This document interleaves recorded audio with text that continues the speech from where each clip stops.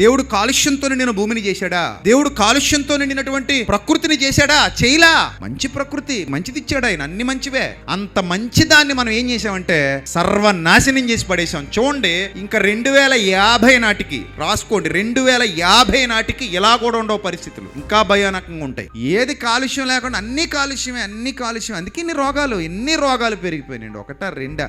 రోగాల మీద రోగాలు, రోగాల మీద రోగాల పుట్టలై కూర్చున్నారు మనుషులు. ఈరోజు చాలా మందికి తెలియకుండా క్యాన్సర్లు, వాటర్ పొల్యూషన్, రకరకాల క్యాన్సర్లు వచ్చేస్తున్నాయి. వాటర్ పొల్యూషన్, మిల్క్ పొల్యూషన్, ఎంత చెత్త పాలు తాగుతున్నాం మనం. పౌడర్లు, యూరియాలతో, కెమికల్తో తయారు చేస్తున్నారు పాలు, డ్రింకులు భయంకరమై, అంత కెమికల్ అది. సో తాగడం తినడం ఏదో రూపంలో మనకి ఏదో వ్యాధులు. ఎంత పొల్యూషన్ అండి. దేవుడు ప్రారంభంలో చేసినప్పుడు ఏమీ లేవు, వ్యాధులు లేని ప్రకృతి, మందులు లేవు, ప్రకృతి ప్రశాంతంగా ఉంది. అలాంటి సిచ్యువేషన్ ని కొలాప్స్ చేసి పడేశాడు మహానుభావుడు.